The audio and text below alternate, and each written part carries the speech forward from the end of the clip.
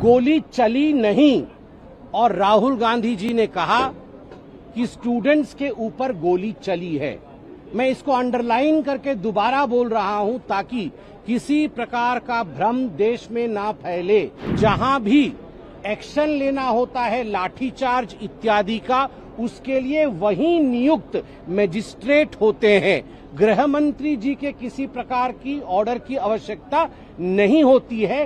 राहुल जी, आपकी तरह चोरी चोरी चुपके गृह मंत्री जी विदेश नहीं जाते हैं। राहुल जी, यह वह गृह मंत्री है, ये वह प्रधानमंत्री है जिनके नाम से देशद्रोही कांपते हैं, जिनके नाम से नक्सली कांपते हैं, जिनके नाम से आतंकवादी कांपते हैं। आज सदन के अंदर नेता प्रतिपक्ष राहुल गांधी जी ने जिस प्रकार का भाषण दिया है, सभी मर्यादाओं को उन्होंने ताक पे रखा है और जिस प्रकार से झूठ का पुलिंदा बांधा है वह आज पूरे हिंदुस्तान ने देखा है।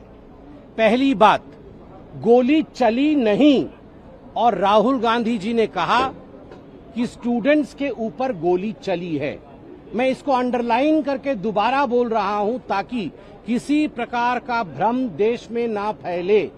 दिल्ली में जिस समय संसद मार्च चला था उस समय स्टूडेंट्स के ऊपर गोली नहीं चली थी और राहुल गांधी जी ने आज भ्रमित करने के लिए, देश में अराजकता फैलाने के लिए गोली चली है, इस प्रकार के शब्दों का प्रयोग किया और यह भी कहा कि गृह मंत्री जी के कहने पर गोली चली है। इसमें एक बात स्पष्ट कर दे, क्योंकि राहुल गांधी जी को शायद जमीनी हकीकत के विषय में पता नहीं है। जहां भी एक्शन लेना होता है लाठीचार्ज इत्यादि का, उसके लिए वही नियुक्त मजिस्ट्रेट होते हैं। गृह मंत्री जी के किसी प्रकार की ऑर्डर की आवश्यकता नहीं होती है। वहां मौके पे, जिसे मौकाए वारदात कहते हैं, वहां मौजूद जो लोकल मजिस्ट्रेट होता है, ऑर्डर उनका होता है। देश को गुमराह करने का काम राहुल गांधी जी बंद करे, नंबर 1। नंबर 2, राहुल गांधी जी ने बार बार सवाल उठाया कि गृह मंत्री जी कहां गए हैं, गृह मंत्री जी क्यों नहीं आए हैं, गृह मंत्री जी दिल्ली में है या नहीं, कहां है। राहुल जी, आपकी तरह चोरी चोरी चुपके गृह मंत्री जी विदेश नहीं जाते हैं। विदेश कभी नहीं जाते हैं चोरी चोरी चुपके अमित शाह जी। वो यहीं मौजूद हैं और देश का काम कर रहे हैं। और आज मुझे खेद के साथ कहना पड़ रहा है, जिस शब्द का इस्तेमाल किया गया इडियट, मैं पार्लियामेंट के बाहर हूं, मैं सदन के अंदर नहीं हूं, इसलिए मैं इस शब्द का प्रयोग यहां कर सकता हूं, मगर राहुल जी अपने खुद के लिए भी इडियट शब्द का प्रयोग पार्लियामेंट के अंदर नहीं कर सकते हैं, क्योंकि इडियट शब्द एक अनपार्लियामेंटरी वर्ड है और इडियट शब्द का प्रयोग उन्होंने अनेकों बार किया। चौथी बात, उन्होंने कहा जंतर मंतर में उन्हें एक छात्रा ने बताया कि 3 प्रकार के लोग आए थे और उन 3 प्रकार के लोगों का परिभाषा की डेफिनेशन राहुल गांधी जी ने रखा। नंबर 1 प्रकार के लोग स्टूडेंट्स कहलाते हैं, जिनका दिल बड़ा होता है, जिनका हृदय बड़ा होता है और जिन्हें पता होता है कि उन्हें कुछ पता नहीं, उन्हें और सीखना है। ये नंबर 1 कैटेगरी के लोग जो जंतर मंतर पे थे। जंतर मंतर पे जो दूसरे कैटेगरी ऑफ लोग थे, राहुल गांधी ने अपने शब्दों में बताया कि वो इडियट थे, जो भगवान मानते हैं और जो प्रोपेगेंडा करते हैं। तो जंतर मंतर पे इडियट थे, ये राहुल गांधी जी ने किस प्रकार से कि आंकलन कर लिया।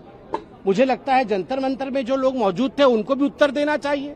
और तीसरे कैटेगरी के लोग जो जंतर मंतर में थे वो अंधभक्त थे।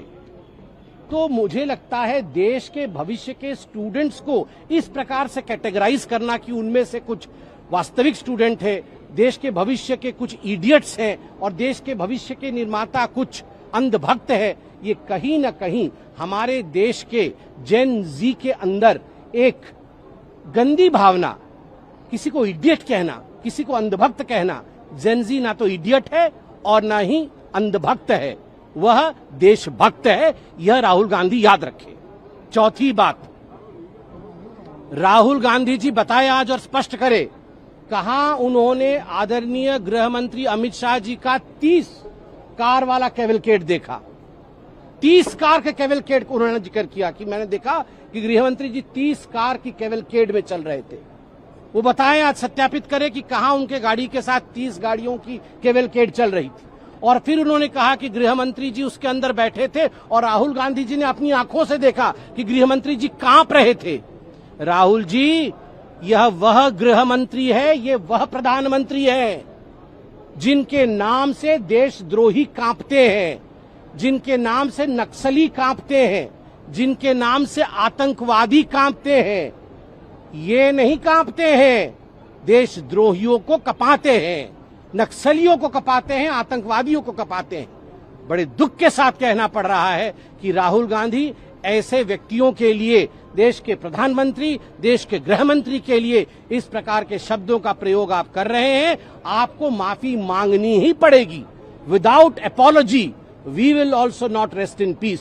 जब तक आप माफी नहीं मांगेंगे तब तक हम सत्य को जनता के सामने रखते रहेंगे। Subscribe to One India and never miss an update.